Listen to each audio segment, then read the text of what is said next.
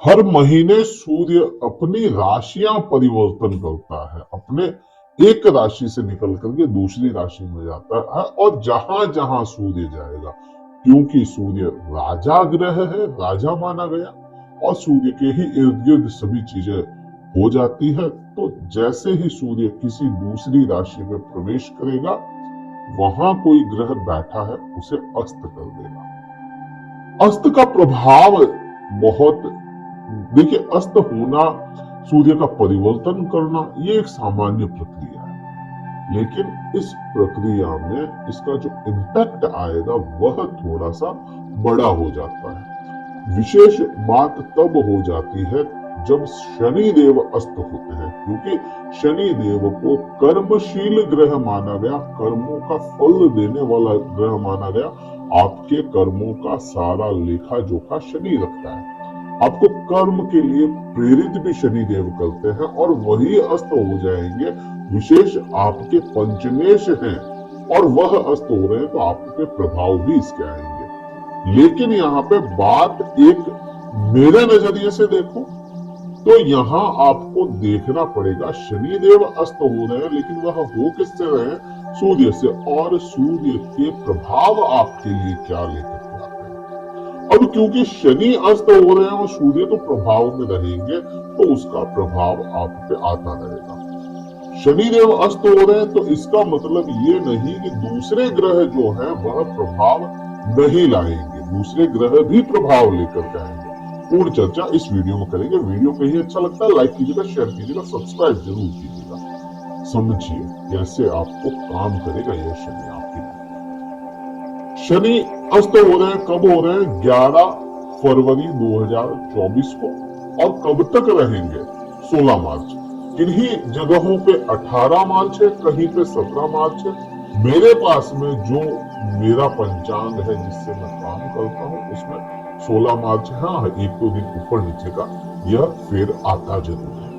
अब यहाँ पे बात करते हैं कि शनिदेव अस्त हो रहे हैं और इसके प्रभाव कहाँ कहाँ रहते हैं।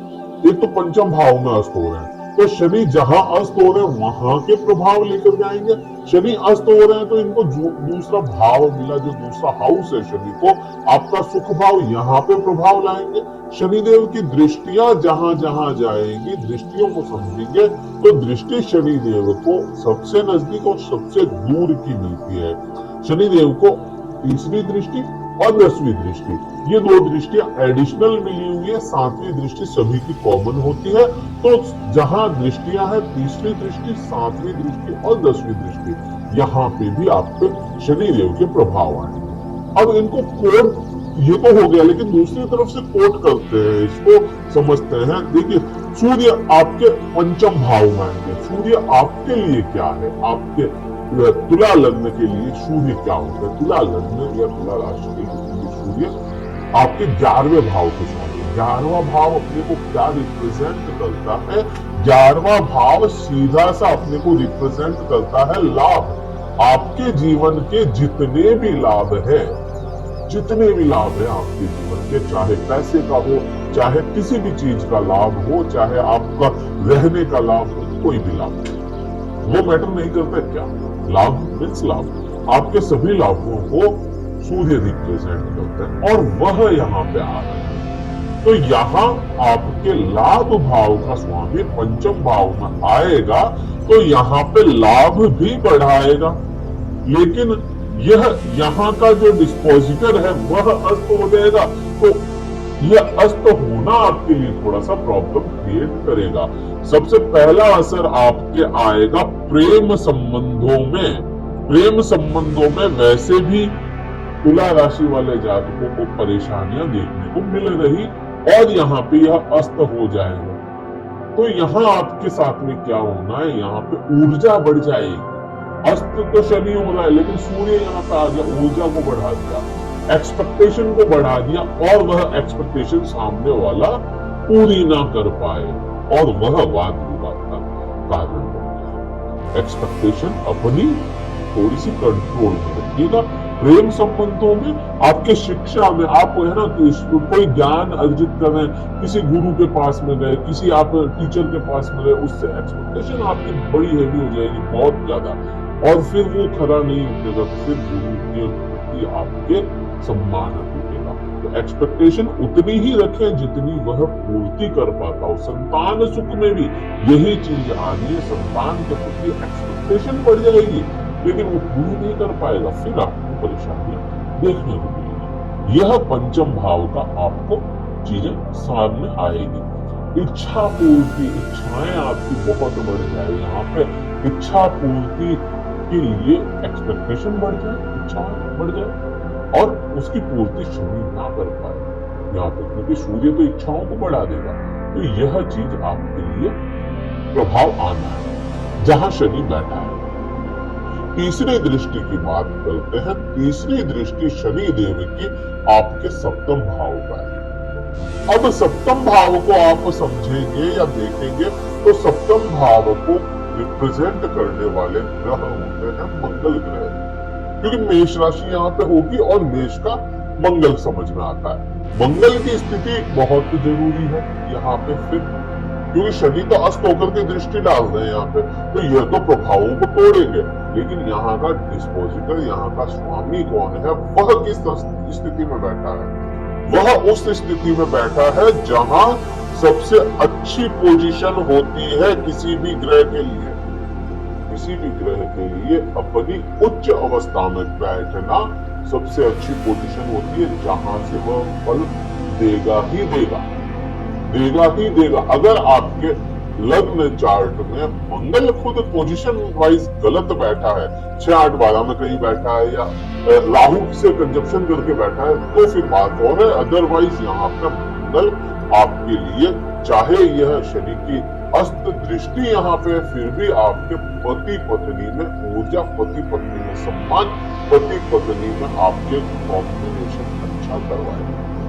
यहाँ पे मैटर नहीं करता कि शनि की दृष्टि है तो यहाँ पे पति पत्नी में या पार्टनरशिप में आपको प्रॉब्लम आएगी। यहाँ पे मैटर वही करता है कि यहाँ का डिस्पोजिटर, यहाँ का स्वामी पोजिशनल वाइज अच्छा बैठा है तो वह गलत होने ही नहीं देगा। अब यहाँ पे एक सवाल आएगा जो हमेशा मैं कहता हूँ, तुला राशि, तुला लग्न के लिए मंगल बुरे ग्रह नहीं है, नहीं है और बिल्कुल भी नहीं है।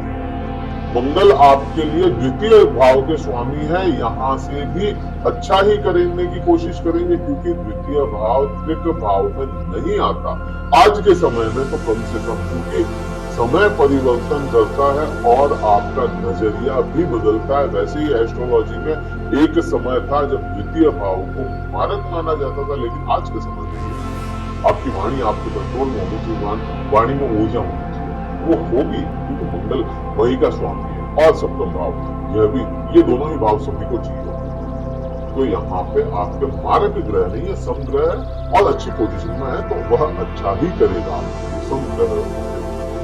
अब बात करते हैं सातवीं दृष्टि की। सातवीं दृष्टि में आपको क्या मिलने वाला है? सातवीं दृष्टि को फिर समझोगे, यहाँ पे फिर कोट कर रहे हैं सूर्य सातवीं दृष्टि को, क्योंकि सातवीं दृष्टि आपके लाभ भाव आपके 11वें भाव पर गई। अब 11वें भाव पे सूर्य आया है तो उसकी भी तो दृष्टि है ना।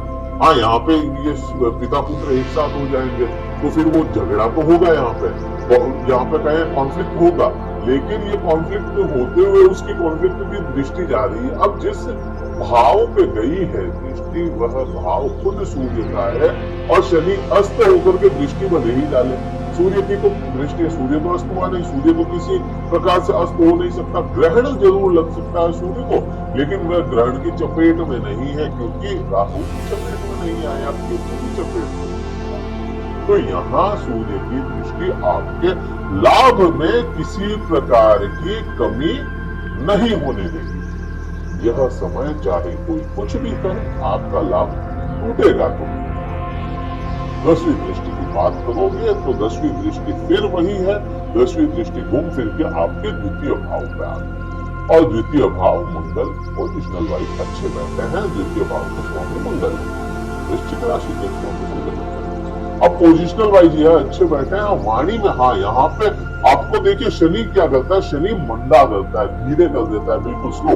तो शनि यहाँ पे आपकी वाणी को बिल्कुल स्लो करने की कोशिश करेगा, लेकिन मंगल आपकी वाणी में अग्रेशन लेकर के आएगा, तो यहाँ पे आपके ऊपर असर बुरा नहीं होना है। तो यह पूरा वृतांत इस जो ये 35 दिन का रहेगा 16 मार्च तक का, तो ये ऐसा रहना है, इसमें किसी प्रकार का कोई संशय नहीं है। कोई संशय डालता है, आप संशय में ना उलझे। उपाय क्या करना है? देखिए, हमारे पास में कई कमेंट आते हैं कि ऐसा ऐसा चल रहा है और हमारे पे फर्क नहीं आया।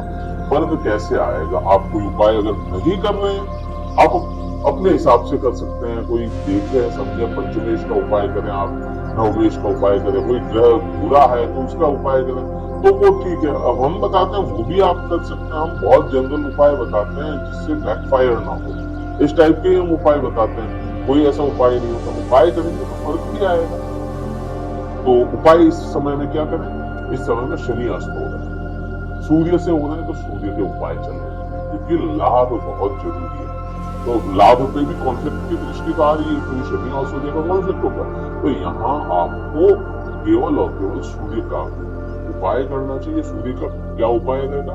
सूर्य का उपाय रहेगा गायत्री मंत्र का जाप करें, गायत्री मंत्र की माला जाप कर सकते हैं आप सूर्य को जल अर्पण कर सकते हैं, सूर्य को जल अर्पित करें, अपने पूर्वजों का नाम लेते हैं। तो यहाँ पे यह उपाय रहेगा। वीडियो कहीं अच्छा लगा लाइक कीजिएगा, शेयर कीजिएगा, सब्सक्राइब जरूर